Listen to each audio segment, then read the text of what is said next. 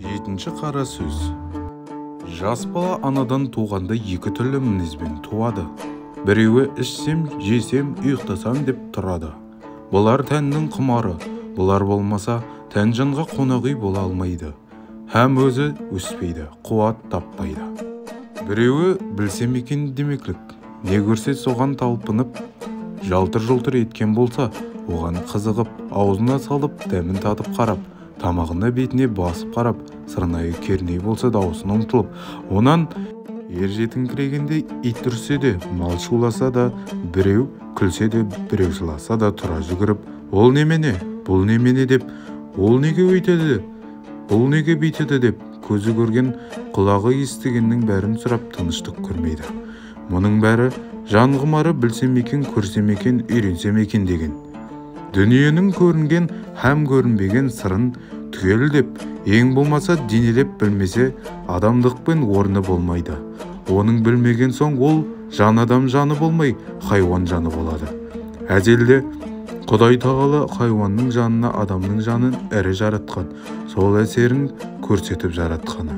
Сол қуат жетпеген, ми толмаған ессіз бала күндегі бұл немене, ол немене деп бір нәрсені сұрап білсем екен дегенде, ұйқы тамақта есімізден шығып кететұғын құмарымызды.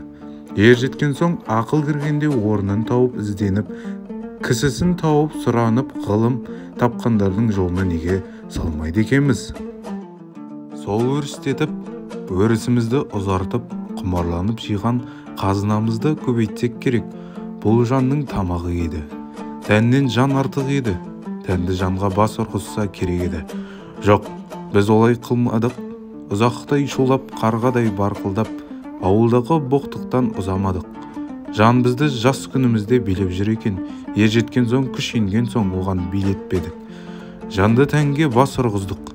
Еш нәрсеге көңілменен қарамадық. Көзбен де жақсы қарамадық. Көңіл айтып тұрса сенбедік. Көзбен көрген нәрсенің де сыртын көрген ақ тойдық. Сырын қалай болады деп көңілге салмадық. Оны білмеген кісінің несі кетіпті дейміз. Біреу кеткенін айтса да ұқпаймыз. Біреу ақыл айтса, ой, Тәңір-ай, кімнен кім артық дейсің дейміз. Артығын білмейміз, айтып тұрса ұқпаймыз. Көкіректе сәуле жоқ, көңілде сенім жоқ. Құр көзбенен көрген біздің хайуан малдың неміз артық.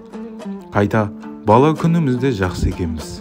Білсек те білмесек те білсек екен деген адамның баласы екенбіз. Енді осы күнде хайуаннан да жаманбыз. Хайуан білмейді, білем деп те таласпайды.